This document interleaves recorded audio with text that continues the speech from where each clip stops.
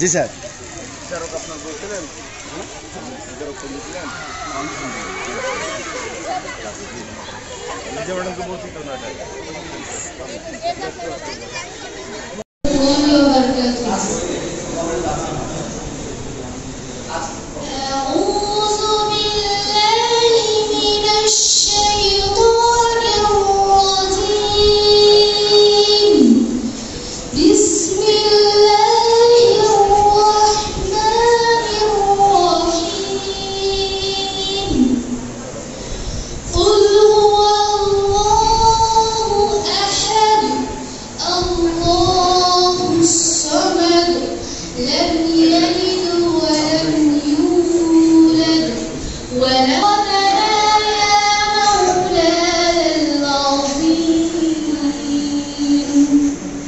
সবাইকে আবার সালাম জানিয়ে এখানে শেষ করছি।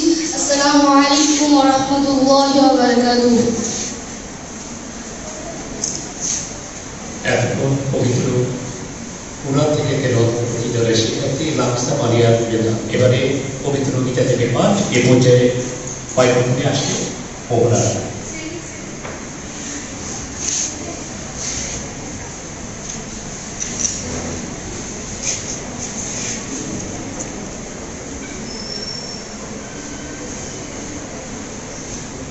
দরাইল ক্যান্সার প্রতিরোধে একটি ভ্যাকসিন সরকার বিনামূল্যে দিচ্ছে।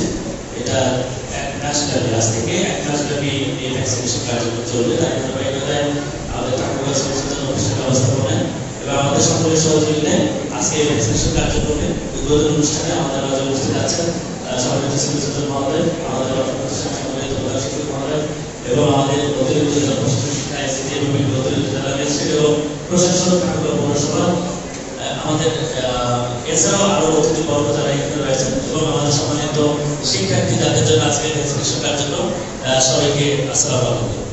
আমরা ইতিমধ্যে এখানে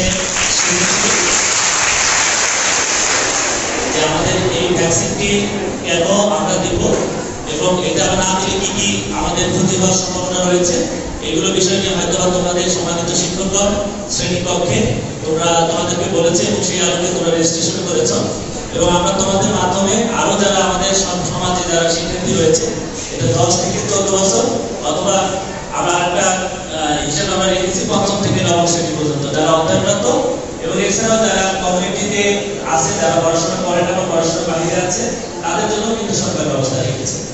আমরা জানি যে প্রতি 1 লাখ মানুষে আমাদের 11 জন জরায়ু ক্যান্সার আক্রান্ত হয়, যেটা আমাদের পরে আমাদের সেই তথ্য রয়েছে। এবং পাশাপাশি আমরা এটাও জেনেছি যে কোনো মেয়ে বা মহিলা যদি জরায়ু ক্যান্সারে আক্রান্ত হয় তার উপসর্গগুলো প্রায় 15 থেকে 20 বছর পরে এটা প্রকাশ পায়।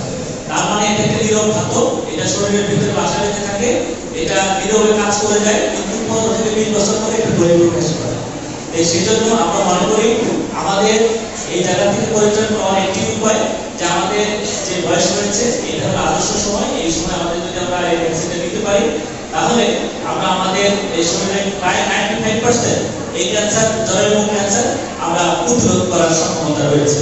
আমরা জানি আপনাদের ইউনিসেফ কর্তৃক পরীক্ষিত, এটা আমাদের শরীরে প্রবেশ করলে কোনো ধরনের কোনো সমস্যা হওয়ার সুযোগ নাই বলে স্বাস্থ্য মন্ত্রণালয় আমাদেরকে জানিয়েছে। আমরা জানি এবং আশাবাদী আমরা এখানে যারা রয়েছি সবাই খুব সুশৃঙ্খলভাবে আমরা ভ্যাকসিনেশন নিব। আমরা পুরো অবস্থান করছেন আমি স্বামীর পক্ষে আমাদের এই সিভিল ভ্যাকসিনেশন কার্যক্রম সুন্দরভাবে ঘোষণা করছি।